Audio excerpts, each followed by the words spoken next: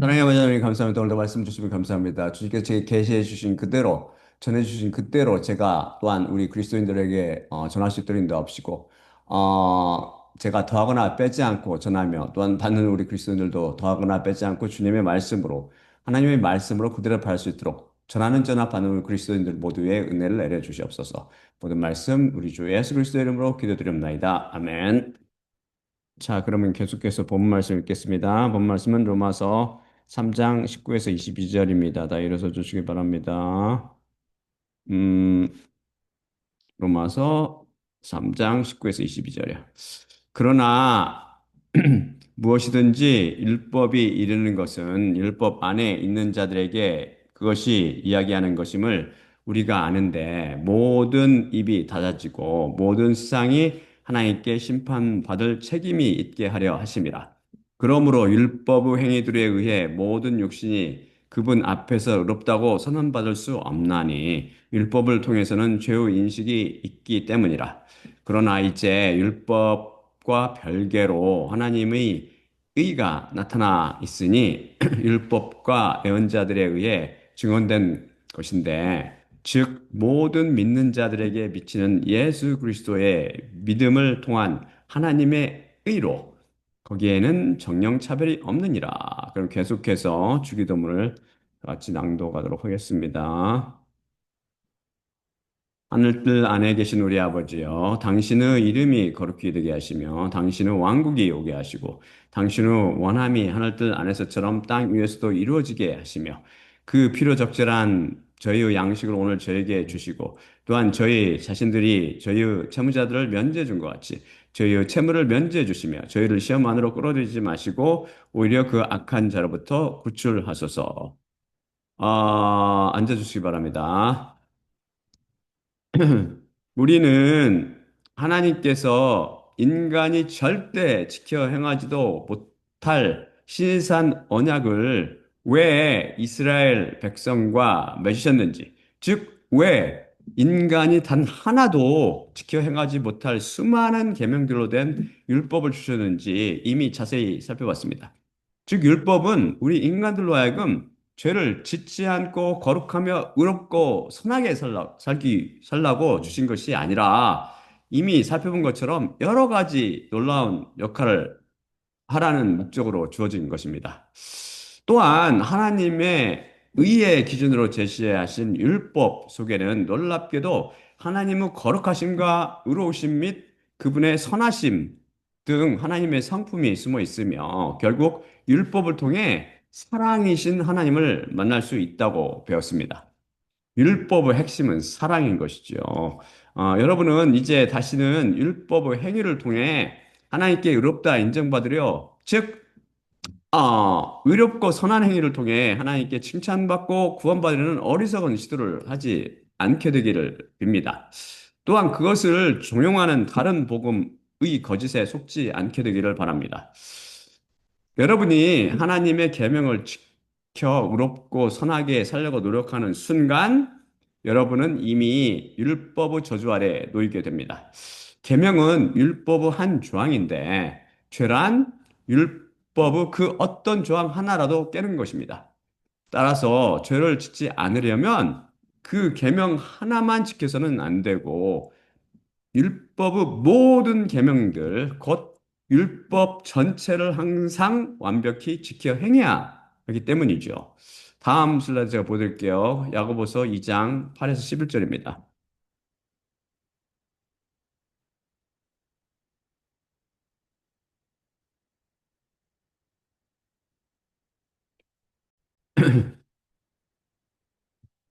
음, 음, 만일 실제로 그 책에 따라 내 이웃을 내 자신처럼 너는 사랑할 것이라는 왕의 율법을 너희가 성취하고 있다면 잘 너희가 행하고 있는 것이나 만일 너희가 편파적이라면 율법에 의해 범법자들로 유죄 선언되어 죄를 너희가 행하고 있느니라. 누구든지 온 율법을 지켰는데 하나 안에서 걸려 넘어진다면 모든 것을 범한 법적 책임이 있는 것으로 그가 되기 때문이니라. 간음하지 말 것이라 말씀하신 분이 또한 살인하지 말 것이라 말씀하셨기 때문이니라. 그런데 내가 간음하지 않아도 내가 살인한다면 율법의 범법자가 너는 되어 있느니라. 여기서 그 책이란 바로 아니 하나님의 책, 성경 책을 의미합니다. 성경 말씀에서 책이나 책들, 그라페, 이러한 대부분 율법을 포함하는 하나님의 책, 곧 성경책을 의미합니다. 내 이웃을 내 자신처럼 너는 사랑할 것이라는 계명을 왕의 율법이라고 증언하는 이유는 지난 시간 배웠듯이 이 계명이 율법의 핵심이며 온 율법이 이 계명 하나로 요약될 수 있기 때문입니다. 여러분은 편견을 가지고 사람을 대하지 않습니까? 너희가 편파적이다라고 제가 번역한 헬라어는 프로소폴랩테어로 프로소폴랩테어죠. 액센트가 뒤쪽으로 이것은 얼굴이라는 단어 프로소폰과 받다라는 뜻으로 람바노로 된 합성어로 얼굴을 보고 받아들인다라는 의미입니다. 즉 외모를 보고 사람을 대하는 편파적인 태도를 묘사합니다.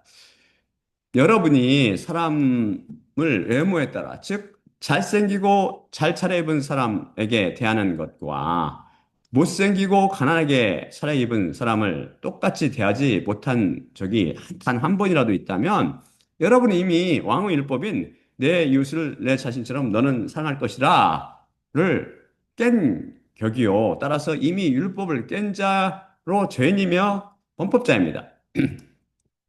여러분은 여러분의 이웃을 여러분 자신처럼 사랑하고 있습니까? 테레사 수녀라면 행했을 것 같습니까? 언뜻 듣기에 쉬워 보이나 다들 입으로 떠들지만 이웃을 자신처럼 사랑한다는 의미는 그 이웃을 차별하지 않거나 편견을 갖고 대하지 않는다는 의미를 넘어서 그 이웃을 위해 자신의 목숨을 곧 영혼을 버리는 사랑을 한다는 의미입니다. 아가 아가페의 사랑이죠. 아가페 죽는 사랑이라고 그랬잖아요. 아가페의 사랑은 죽는 사랑. 아 마귀, 금음따르, 그 입에 발린 가짜 사랑이 아니라 죽음이 동반되는 사랑, 곧 그 이웃을 위해 기꺼이 죽는 사랑을 의미합니다. 이것은 인간이 가진 이기적이며 나약한 사랑으로는 안 됩니다. 오직 십자가의 사랑, 곧 사랑 자체이신 하나님의 사랑으로만 가능한 사랑이죠. 말씀이 증언하듯이 아무리 온 율법을 지켰는데 실수로 단 한 개의 계명을 어, 어겨도 온 율법을 깬 것으로 됩니다. 범법자, 곧 죄인이란 율법 모든 계명 중 단 하나라도 깬 자를 의미하기 때문입니다. 다음 슬라이드 보여드릴게요. 갈라디아서 3장 10절입니다.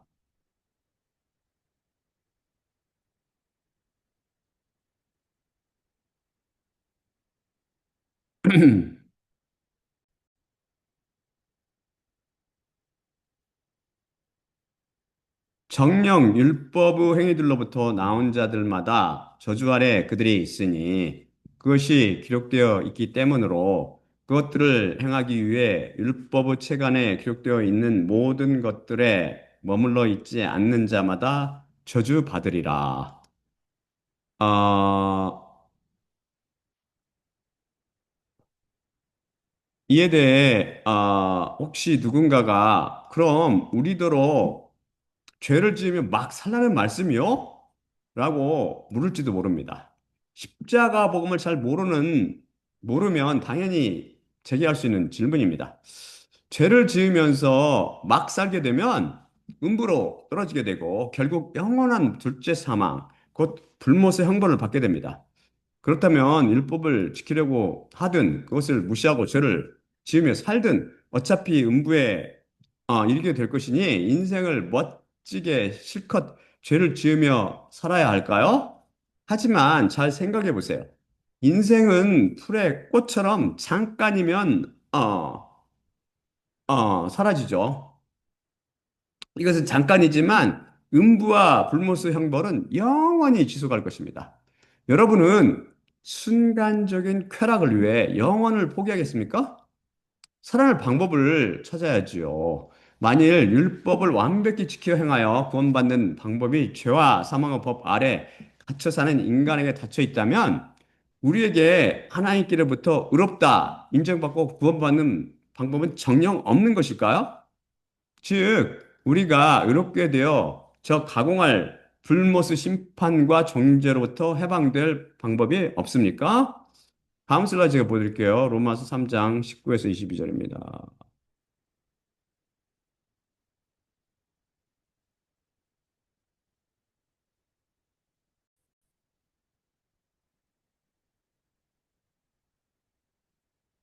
그러나 무엇이든지 율법이 이르는 것은 율법 안에 있는 자들에게 그것이 이야기하는 것임을 우리가 아는데 모든 입이 닫아지고 모든 세상이 하나님께 심판받을 책임이 있게 하려 하심이라.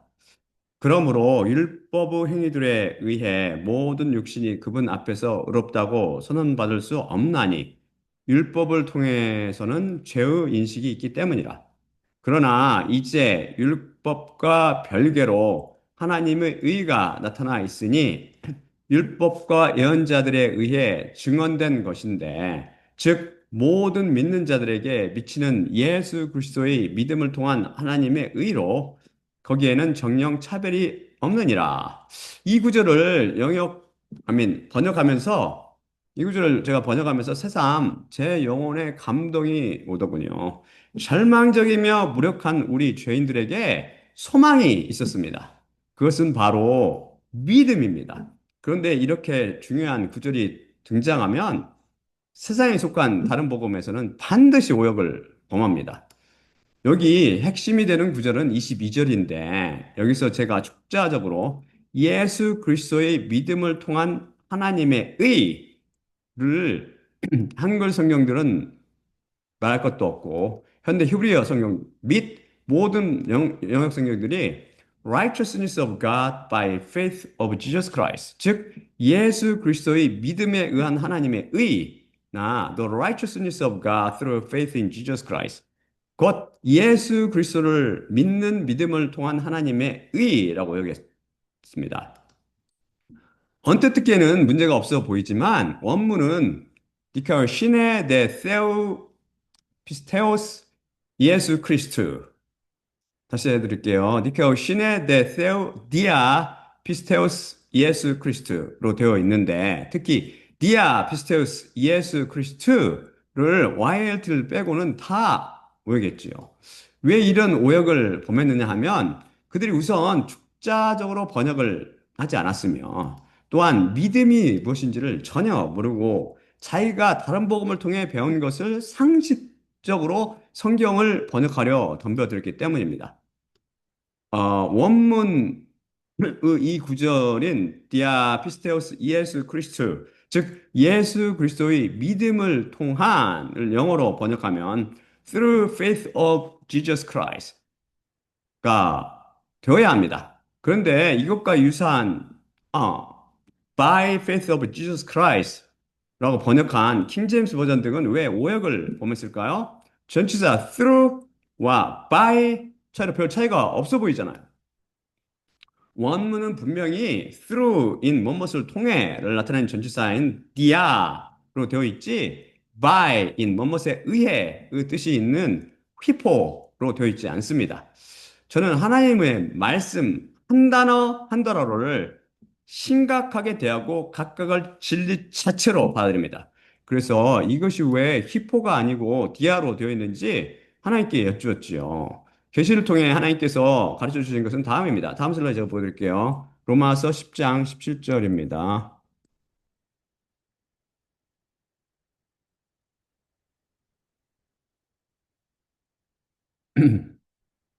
그러므로 믿음은 메시지에서 나오며 메시지는 그리스도의 말씀을 통하느니라. 이 구절을 모든 번역성들이 오역했는데 제 107강에서 헬라어 원문을 통해 참 의미를 설명해 드렸지요. 그 설교를 다시 들어보세요. 매우 중요한 설교입니다. 믿음은 메시지에서 나온다는 말씀이 이해가 됩니까? 믿음은 피에 담가져 있는 말씀이 그 실체인데 이것은 메시지, 곧 십자가 복음에서 기원합니다. 십자가 복음이 바로 그리스도의 십자가에 관한 말씀이기 때문이죠. 그래서 십자가 복음을 선포하는 제 설교를 계속해서 반복하여 들으라고 말씀드리는 것입니다. 들을 때 피에 담가지는 말씀이 여러분의 마음밭에 뿌려지며 그것이 자라서 여러분의 믿음을 성장시켜 줄 것입니다. 믿음은 메시지에서 나오기 때문입니다. 여기서 분명히 번역했듯이. 그래서 아멘. 그런데 다음 메시지는 그리스도의 말씀을 통하느니라. 그 뜻이 무엇입니까? 농업국가에서 강물을 통해 물이 여러 논과 밭에 공급됩니다. 강물에 수로를 연결하여 논과 밭에 물을 대는 것이죠. 이때 물은 강물을 통해 공급된다라고 말할 때 물과 강물이 별개의 다른 것인가요? 강물은 물로 되어 있습니다. 강물의 일부인 물을 써서 여러 논과 밭에 나눠줍니다. 마찬가지로 메시지는 그리스도의 말씀을 통하느니라. 고 말씀이 증언할 때 메시지와 그리스도 말씀이 별개의 것입니까? 그렇지 않지요. 물과 강물처럼 그리스도 말씀 속에 메시지, 그 십자가 복음이 들어 있습니다. 그리스도 말씀이 십자가 복음으로 되어 있는 것이죠. 저는 그리스도의 말씀을 통해 십자가 복음을 선포하고 있습니다. 같은 이치로 예수 그리스도의 믿음을 통한 하나님의 의란 그리스도의 믿음과 하나님의 의가 별개가 아니라는 것입니다. 다른 복음이 다른 복음은 주장과 달리 믿음의 근원은 예수 그리스도이십니다. 그분께로부터 믿음이 나오지요. 이것이 당연한 이유는 믿음의 실체가 바로 예수 그리스도의 피에 담가져 있는 말씀이기 때문입니다. 예수 그리스도 피도 또한 말씀도 예수님께로부터 나올지 우리에게서 나옵니까?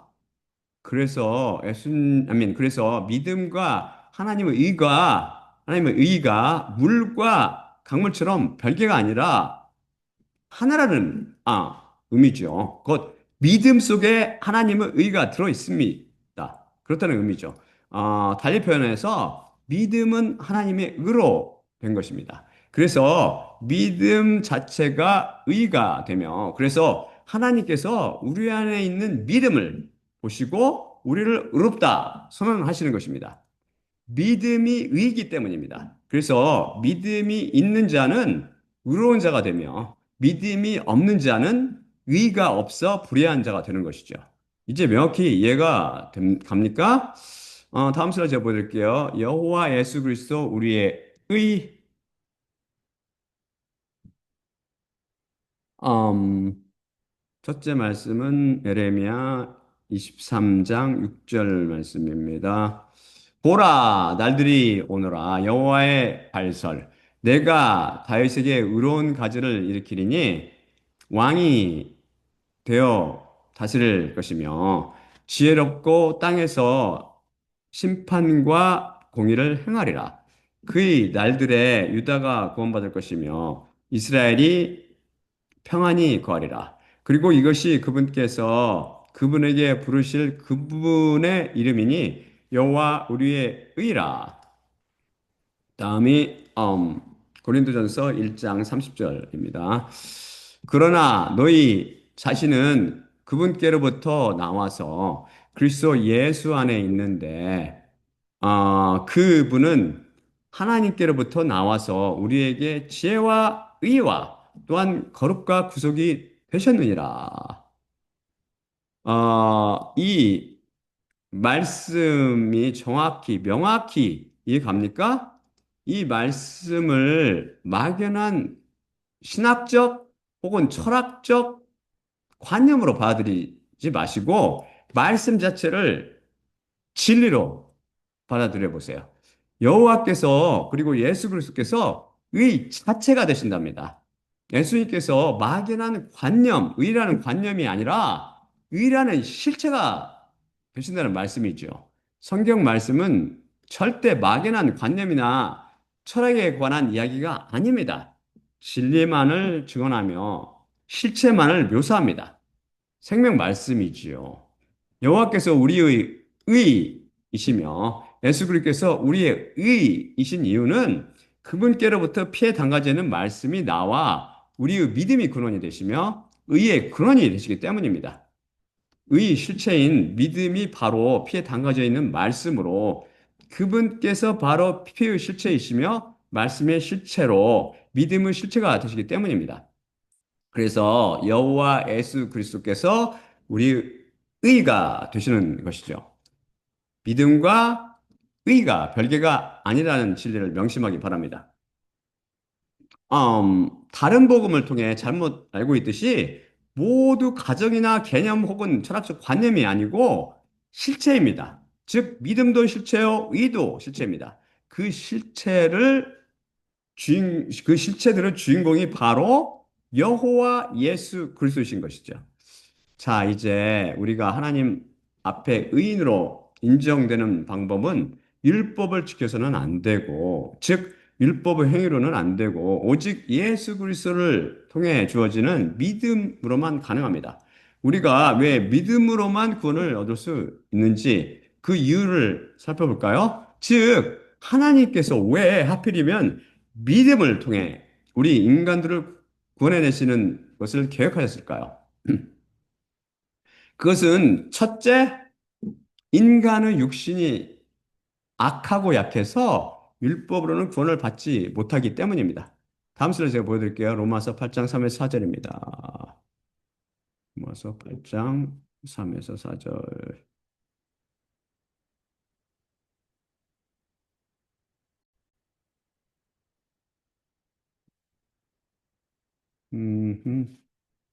정령 율법의 무기력이 육신을 통해 병합하게 되었으나 하나님께서 자신의 아들을 죄의 육신의 모양 안에 보내셔서 죄에 관하여 그분께서 육신 안에 있는 죄를 정죄하셨으니 육신을 따라 걷지 않고 영을 따라 걷는 우리에게 율법의 의가 채워지게 하려 하심이라. 제 115강에서 이에 대해 배웠지만 중요한 일 다시 살펴볼까요? 로마서 8장 3절 전반부를 모든 번역 성경들이 모역했습니다. 이들은 이 전반부에서 동사를 찾지 못하고 헤매다가 상상을 동원하여 다 이상하게 번역했죠.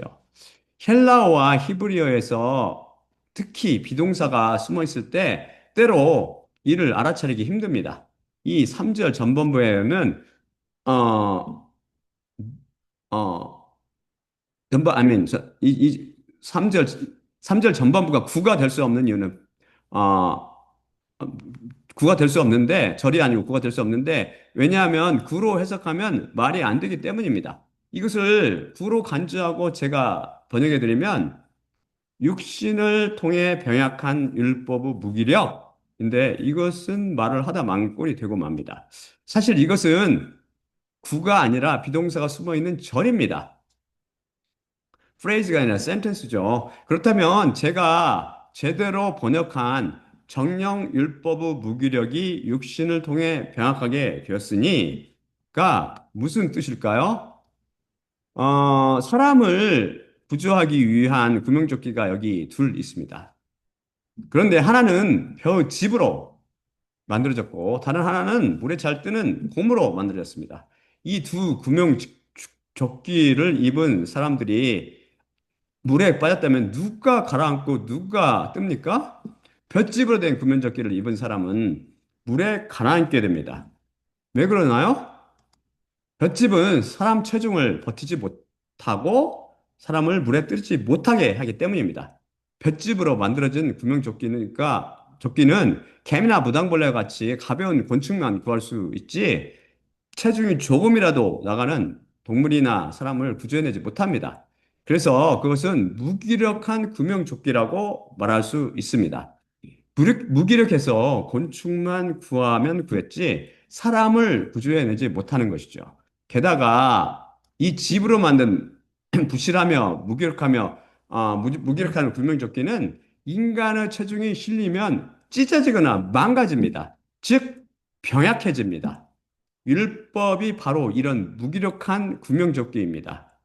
사람을 구원해내지 못할 뿐만 아니라 율법은 다른 해를 끼치는 거죠. 근데 율법은 어떤 사람만 구원해냅니까? 가벼운 사람만 구원해내나요? 다음 슬라이드 제가 보여드릴게요. 로마서 10장 5절입니다.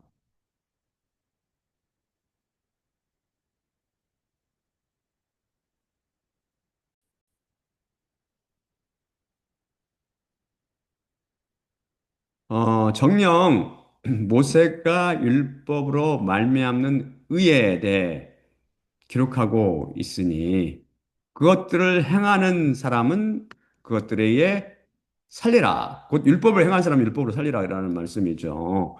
어, 율법은 율법 조항들을 행하는 사람, 곧 계명들을 행하는 사람들만 구원해냅니다. 그런데 그런 사람이 있나요? 그렇게 행하는 사람은 단 하나도 없습니다. 인간의 기준이 아닌 하나님의 기준으로 판단할 때 그렇다는 것이죠. 왜 그럴까요? 인간의 정욕 때문이며 또한 육신이 악하고 약하기 때문입니다. 비유를 들어서 설명하자면 율법은 율법을 능히 지킬 능력이 있는 천사들만 구원해낼 수 있을는지 몰라도 약하고 악한 육신을 입은 인간들을 전혀 구원하지 못합니다. 제가 천사를 택해 비유했다고 설마 천사가 율법으로 구원한다고 오해하지는 않겠지요. 천사나 구원해줄지 모르는 이 무기력한 율법은 집으로 된 구명조끼가 인간의 체중에 실리면 찢어지거나 망가지듯 악하고 약한 육신을 통해 병약해져서 아무에도 쓸모없고 인간을 구원하지 못할 뿐 아니라 오히려 한 걸음 더 나아가 인간을 최후 노예로 전락시켜 놨습니다. 왜 그럴까요? 무기력한 율법이 이제 육신을 통해 병약해졌기 때문입니다. 율법이 육신 때문에 병들어 하지 못할 짓을 하게 된다는 의미이죠. 이것은 율법의 잘못이 아니라 육신을 노예 삼은 죄 때문입니다. 다음 슬라이드 제가 보여드릴게요. 육신을 통해 병약해진 율법 폐해를 한번 보여드리겠습니다. 음,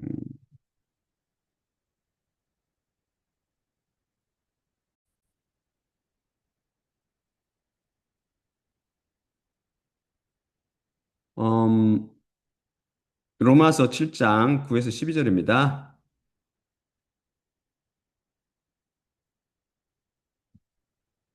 한때 율법이 없었을 때 내 자신이 살아 있었으나 계명이 온 후 죄가 살아났고 내 자신이 죽었으니 생명에 이르는 계명 바로 이것이 나에게 사망에 이르는 것으로 발견되었느니라.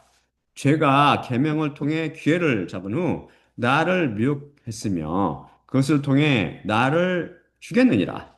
그러므로 참으로 율법은 거룩하며 계명도 거룩하고 의로우며 선하노라. 다음은 고린도전서 15장 56절입니다. 그런데 사망의 침은 죄이며 죄의 힘은 율법이니라. 어, 율법을 통해 구원을 받기는커녕 율법이 우리 안에 있는 죄에게 힘을 주고 부추겨서 우리로 하여금 죄를 더 지게 만들고 결국 사망으로 이끌었다는 이끈다는 말씀입니다.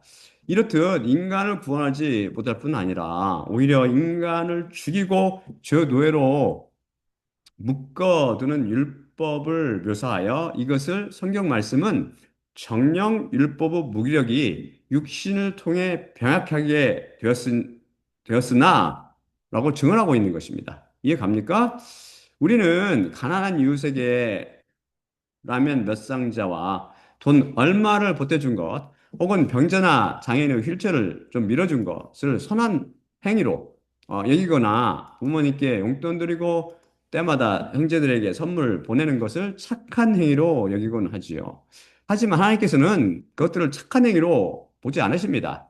그것은 종교인들은 물론이고 비종교인들도 지키는 사항이기 때문입니다.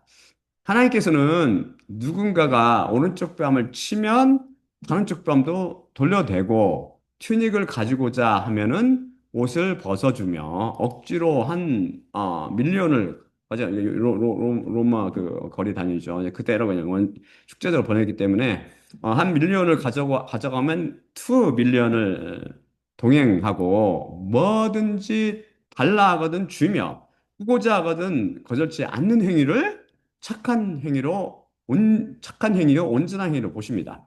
거기서 그치지 않고 더 나아가서 하나님께서는 자신을 미워하고 욕하는 사람이나 심지어 원수까지도 용서하고 그를 위해 기도하는 것을 착한 행위로 보십니다. 여러분은 그런 적이 있거나 그럴 자신이 있습니까?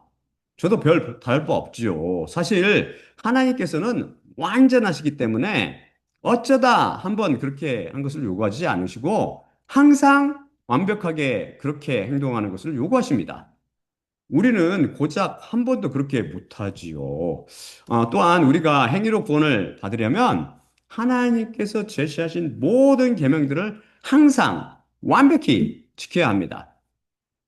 죄를 조금이라도 가지고는 하늘대로 왕국에 들어갈 수 없습니다.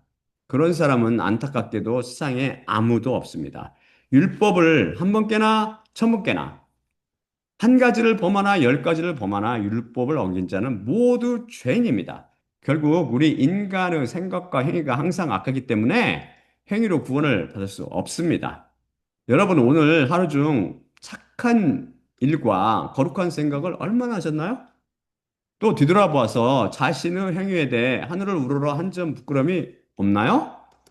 하나님 보시기에는 살인과 강도, 간음과 사기, 기타 등등 범죄를 저지르고 오기에 갇힌 범죄자들과 마음으로 남을 미워하며 음란한 생각을 하고 각종 욕심에 묻혀 사는 사람들을 똑같이 악하게 생각하십니다. 그분 보시기에 모든 인간과 그 모든 행위가 한결같이 악할 뿐이죠. 결국 우리가 착한 일을 통해서 구원 받으려 할 때 우리는 구원은커녕 저주 아래 놓이게 됩니다. 따라서 우리가 구원받을 수 있는 방법은 오직 하나, 예수 그리스도를 믿는 것입니다. 오직 믿음을 통해서 우리가 죄와 사망과 마귀의 권세에서 해방되어 구원에 이룰 수 있다는 것이죠.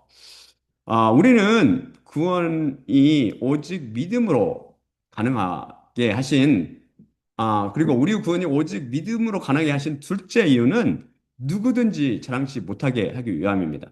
다음 슬라이드 보여드릴게요. 에베소 2장 8에서 9절입니다.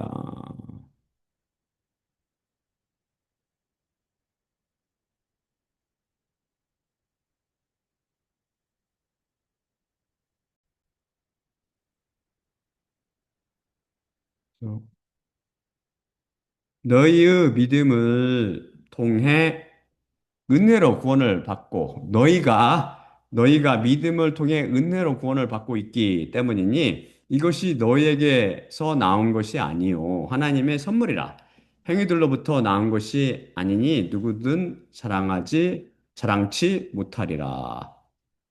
어, 옛날 제가 다른 복음을 통해 종교인으로 살고 있을 때 이 말씀을 이해하지 못했습니다. 믿음이 내 자신에게서 나온다고 잘못 배웠기 때문이죠. 믿음을 예수님의 피해 당가진 말씀으로 온전히 예수 그리스도 믿음은 피해 당가진 말씀으로 온전히 예수 그리스도 것입니다. 그러니 믿음을 통해 구원을 받는다는 것이 왜 은혜요 선물인지 확실히 이해가 되는 것이죠. 믿음은 그리스도께로부터 나와 우리에게 선물로 주어집니다. 행위에서 나온 것이 절대 아니죠. 혼동하지 마십시오. 믿습니다. 라며 생떼 쓰는 것이 믿음이 아니라는 말씀입니다. 우리가 행위에 의해서 구원을 받는다면 우리는 하나님 앞과 다른 사람들 앞에서 자랑할 것입니다. 봐라, 내가 냈지 않느냐? 다들 이것도 하나 못해서 빌빌거리고 있냐? 좀 봐, 나 좀 봐. 하면서 거만하게 떠들어댈 것입니다. 자신의 노력에 의해 좋은 대학이나 직장에 합격한 사람의 우월감과 교만을 상상해 보시면 쉽게 이해할 수 있습니다. 심지어는 유튜브에까지도 올리더라고요. 뭐 자기가 뭐 어떻든 참 기가 막 그까지 잠깐이면 없어질 상의 명예를 획득했을 때도 이렇듯 동네방네 시끄럽게 떠들어도 되는데 저 엄청난 할드로 왕국 시험에 합격했다고 한번 상상해 보세요. 그리고 스스로 노력에 의해 하나님께 의롭다 인정받고 하늘나라 왕국에 갔으니 그 구원을 엄청난 선물과 은혜로 여기는 것이 아니라 당연한 삭스로 여길 것입니다. 다음 슬라이드 보여드릴게요. 로마서 4장 1에서 5절입니다.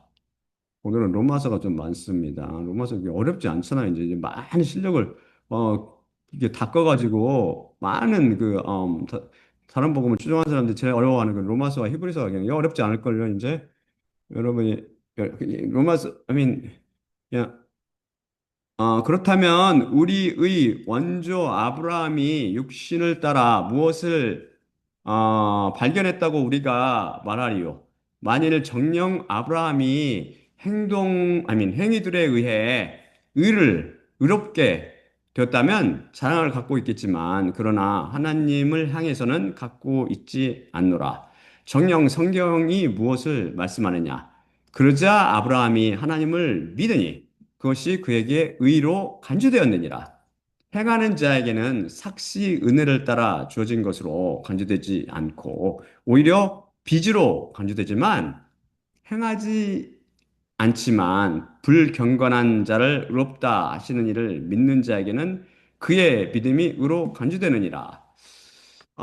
이 로마서 구절이 확실히 이해가 가세요. 축자적 번역에서 좀 약간 낯설지도 모르지만 잘 읽으면 아마 이해가 가실 겁니다. 그러니까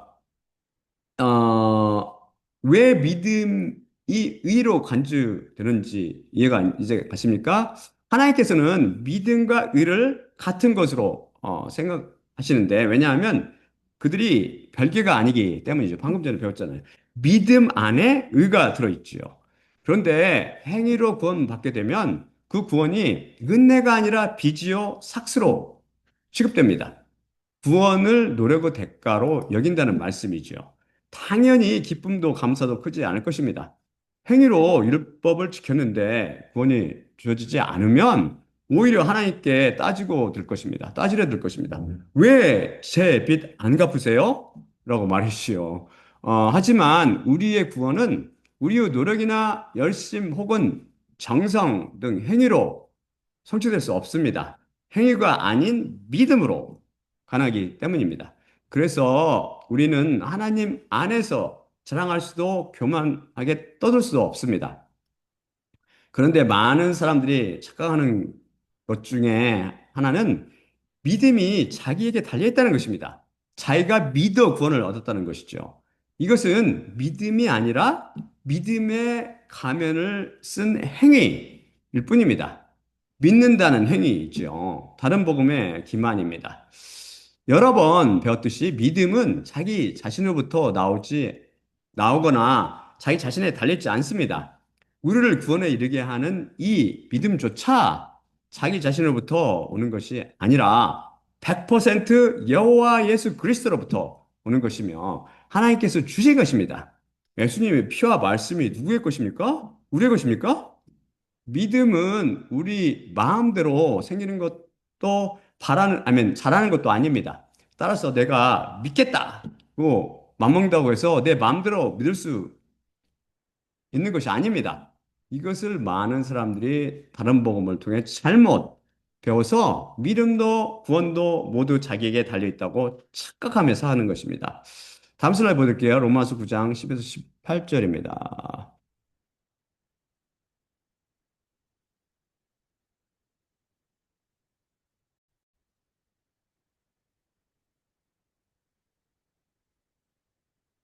어, 그러나 이것만이 아니고 또한 리브가가 한 사람에 의해 잠자리를 가졌으니 우리의 아버지 이삭으로 정녕 아직 태어나지도 않았고 무슨 선한 것이나 저지를 것을 행동하지도 않았는데 선택에 따른 하나님의 계획이 지속하게 하려고 행위들에 의해서가 아니라 부르시는 이에 의해서 더 큰 자가 더 작은 자에게 노예로 섬기리라.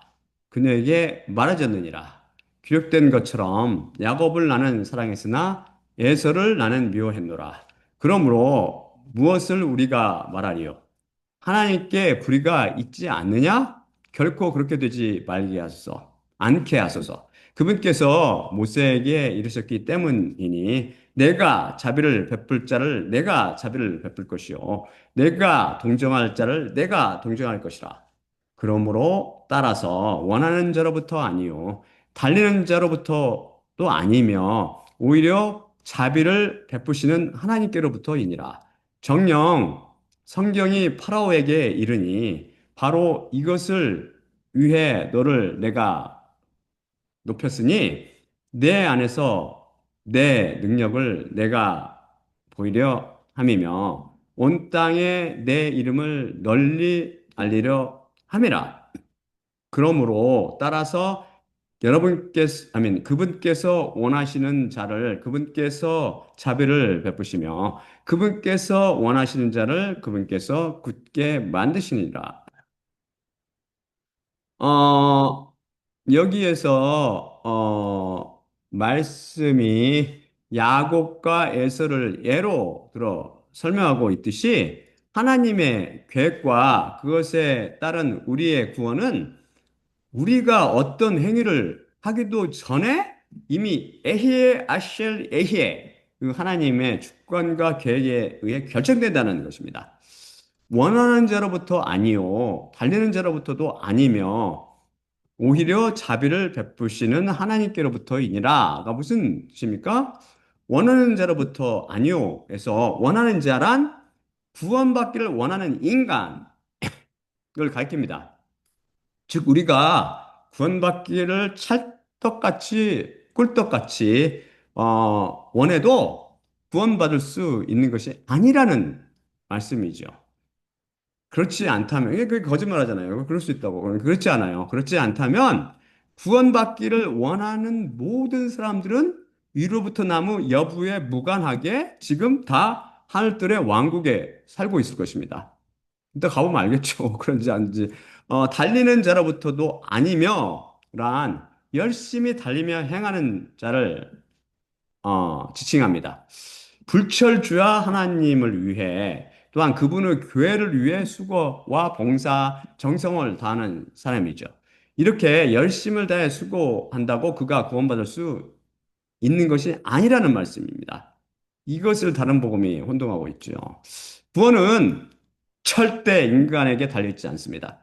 극단적으로 말해 우리의 믿음에도 달려있지 않습니다. 부자와 나사로 비유해서 거짓 나사로를 보세요.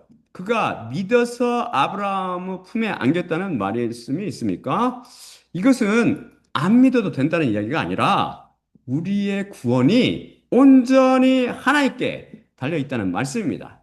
심지어 우리가 믿기도 전에 우리의 구원은 하나님의 계획과 섭리에 따라 이미 예정됩니다. 여기 지금 우리 방금 읽었잖아요. 애정은 칼빈 같은 그런 종교인의 그런 신학자들의 그 철학자들의 그 논리가 아니고 성경 말씀이 정확히 증언하는 바예요. 그럴 수밖에 없다고 제가 그것에 대해서 많이 이미 말씀드렸죠. 야곱과 에서를 한번 보세요. 야곱이 하나님을 믿기도 전에 그의 구원은 이미 예정되었습니다. 구원에 관한 한 우리의 인간들이 이바지하는 바가 전혀 없기 때문입니다.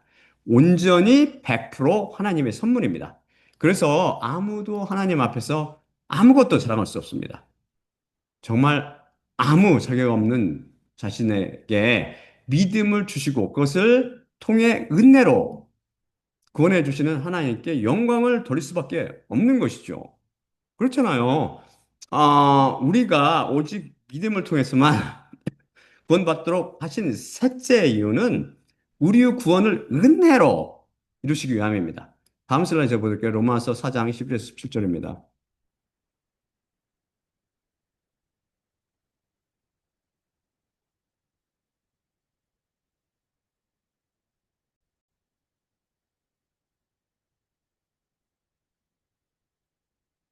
그리고 할례의 표적을 무할례 안에 있는 믿음의 의의 도장을 그가 받았는데 무할례를 통해 모든 믿는 자들의 아버지가 되려 함이며 그들에게 그것이 의로 간주되게 하려 함이니 또한 할례자의 아버지가 되었으니 할례로부터 나온 자들뿐 아니라 또한 우리의 아버지 아브라함의 믿음의 무할례 안에서의 발자국들 안에 걷고 있는 자들에게도 이니라.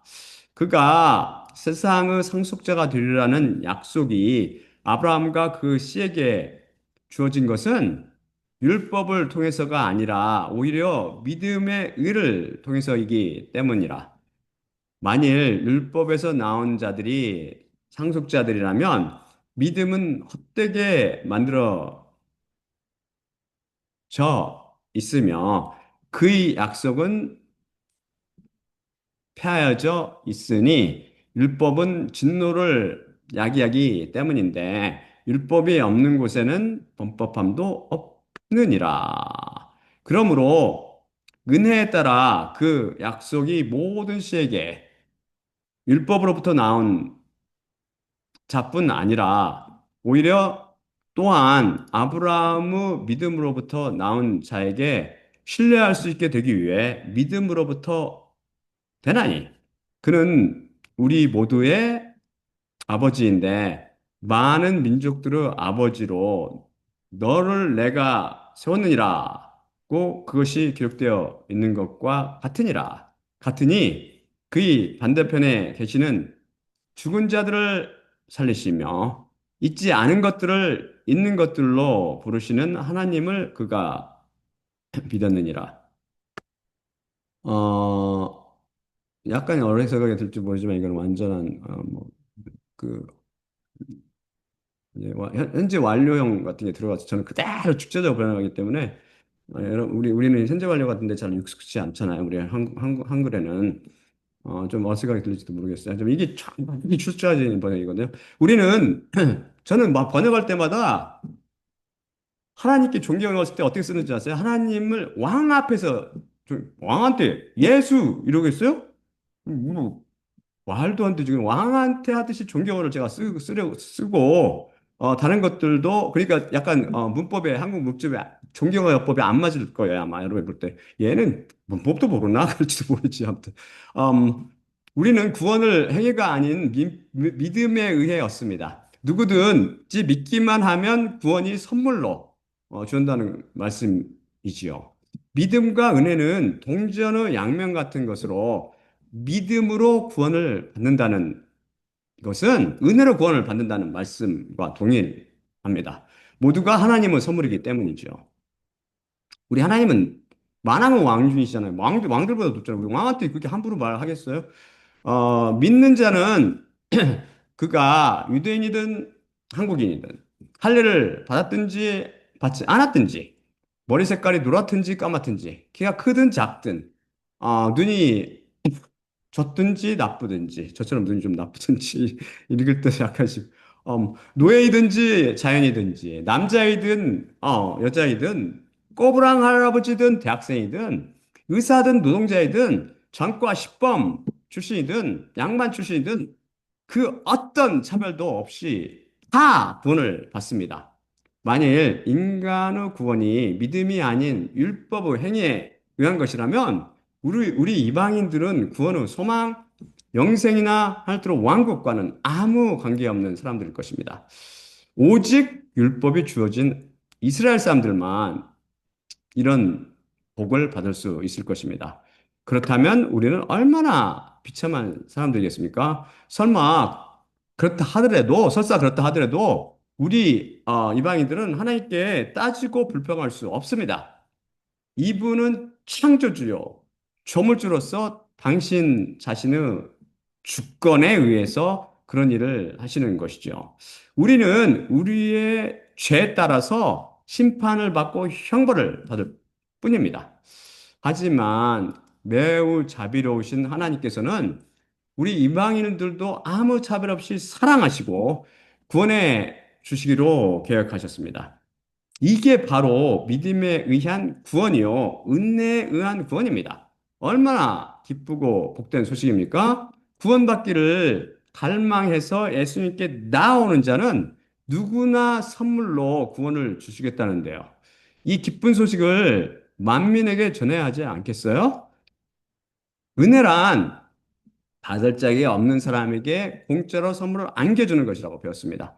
하나님께서는 율법의 의를 통해서는 도무지 구원을 받을 자격이 없는 이들에게 은혜로 구원을 얻을 방법을 제시하십니다. 바로 예수 그리스도를 통한 구원입니다. 선물로 구원을 주시기 위해 믿음으로 구원받도록 하신 것이죠. 누구든지 십자가 복음을 받아들이기만 하면 구원을 받게 됩니다. 얼마나 놀랍고 기막힌 방법입니까? 이보다 더 좋은 구원의 방법이 어디 있단 말입니까? 이보다 더 쉽고 차별이나 편견이 없는 구원의 방법이 어디 있습니까?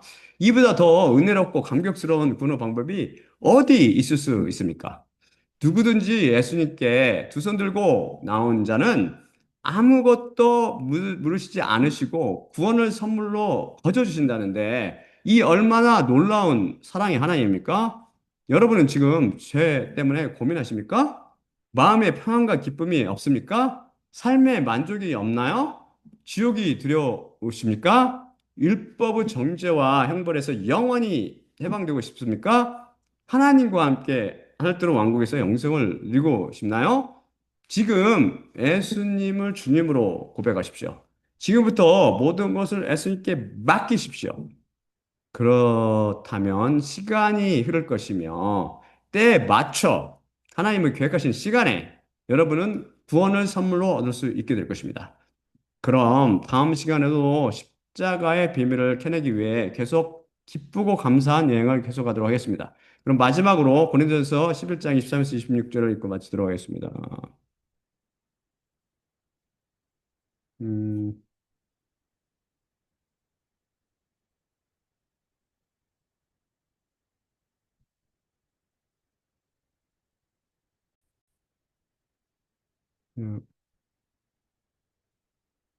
음, 내 자신이 확실히 주님께로부터 받았고 그것을 또한 너희에게 내가 넘겨주었으니 주 예수님께서 넘겨주시던 밤에 떡을 취하셨고 감사드리신 후 쪼개셨으며 말씀하셨되 이것은 너희를 위한 내 몸이니 나를 기억하기 위해 이것을 너희는 행하라.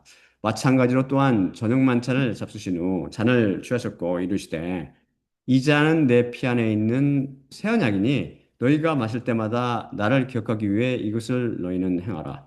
확실히 이 떡을 너희가 먹을 때마다 또한 그 잔을 너희가 마실 때마다 주님의 죽으심을 그분께서 오실 때까지 너희가 선포하느니라. 예수님의 몸과 피로 상징되는 떡을 떼며 잔을 마실 때마다 십자가를 통해 우리에게 믿음을 더해주시는 예수님만 바라봅시다. 또한 나를 기억하기 위해 떡을 떼며 잔을 마시라고 말씀하신 예수님의 명령에 순종할 때마다 주님의 죽으심을 그분께서 오실 때까지 선포한다는 말씀을 마음에 새기고 예수님께서 보내신 피에 담가진 말씀을 통해 의를 얻고 하나님께 의롭다 선언받아 위로부터 나게 되기를 소망하며 살기 바랍니다. 자, 그럼 제가 기도가 마치도록 하겠습니다. 사랑의 아버지 하나님 감사합니다. 오늘도 주님께서 말씀 주시면 감사합니다. 우리는 절대 율법의 행위로는 구원받을 수 없음을 배웠으며 이는 오직 우리는 오직 믿음을 통해서만 구원받을 수 있음을 믿었습니다. 믿음이 또한 그 자신 안에 의를 가지고 있으며 그래서 우리가 믿음을 통해 의롭다 인정받는 비밀도 배웠습니다. 주님께서 오직 율법의 행위가 아니라 믿음을 통해서 우리를 구원하신 이유는 첫째, 우리가 약하고 악하여 또한 욕심 가운데 살아서 연약한 육신으로 있어 우리가 율법을 절대 지켜 행하지 못하기 때문이요. 둘째는 우리가 자랑치 못하게 하시기 위함이며 세 번째, 우리의 구원이 온전히 하나님의 은혜로 이루어지게 하시기 위함을 배웠습니다. 우리가 이 믿음을 받음을 감사하며 피에 담가진 이 말씀을 붙잡고 오직 하나님만 바라보며 하나님께 모든 걸 맡기고 하나님을 따라갈 수 있도록 주님께서 저희 안에서 저희 옆에서 저희를 지켜주시면 저희를 인도하여 주시옵소서. 모든 말씀 우리 주 예수 그리스도 이름으로 기도드립니다. 아멘. 자, 그러면 제가 끝내도록요. 잠깐만요. 잠깐만.